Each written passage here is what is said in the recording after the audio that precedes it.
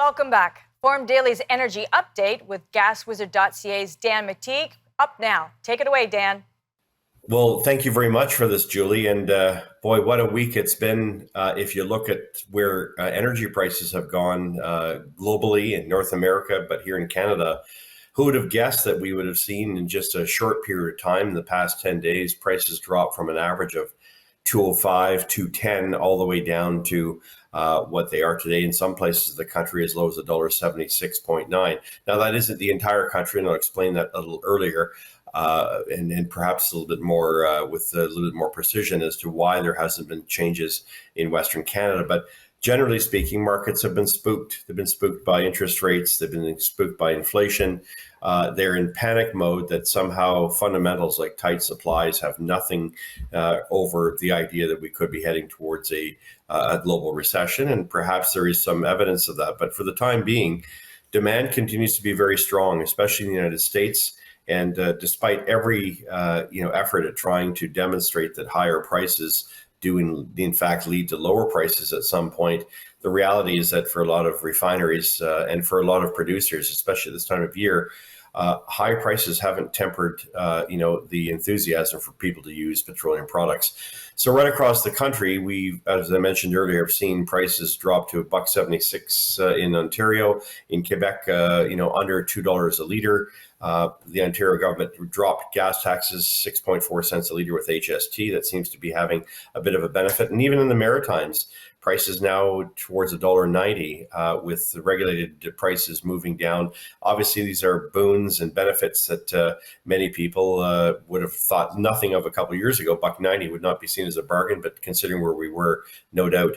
As for Western Canada, and this is the more troublesome part, look, markets have dropped about 40 cents a gallon, and yet gas stations in Manitoba, Saskatchewan, Alberta, and central BC are refusing to pass on the savings. There's no other way of calling it and labeling it. Gas stations are fleecing the consumer. They need about 10 cents to 15 cents a litre to turn on their pumps on their credit cards and pay for what's the wholesale price plus tax. But when you add an additional 35 to 40 cents on top of that, to most reckoning, those of us who've looked at this for the past 30 years, this is simply unacceptable. And gas stations in Western Canada really need to smarten up because, undermining the confidence and hitting consumers with higher prices or pickpocketing them, as what we can best describe it as, is simply unfair. And it may very well lead to calls which we will be able to defend for regulating prices. I'm not a big fan of that, but if you're going to fleece the public by as much as 25 to 30 cents a litre, then there has to be some kind of response to temper the ability for a handful of actors who obviously are exercising significant market power from keeping these prices artificially high. So perhaps a shot across the bow to gas stations in Manitoba, Saskatchewan, Alberta, and central BC. You're ripping people off to the tune of at least 20 to 25 cents a litre. It's time to give some of that money back to consumers, and we should be seeing those prices down towards $1.65, not $1.85 as we're seeing in Alberta, or $1.95 in Manitoba and of course Saskatchewan. I'm going to leave that there because I think it's critical people understand. But the outlook for the week is very much a tug of war. I think we're going to continue to see prices move up this weekend by about 7 cents a litre.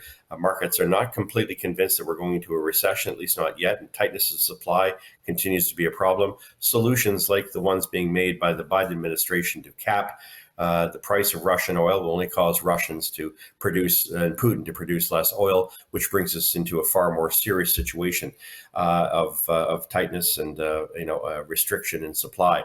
The same applies to the idea that releasing oil from the Strategic Petroleum Reserve is somehow a great thing. It's not, and it puts the world in a far more fragile and precarious place, especially as other nations are struggling to find fuel, not just for now, but as we head into the winter and cooler season. That will be, of course, in the fall. Europe in particular finds itself in that problem.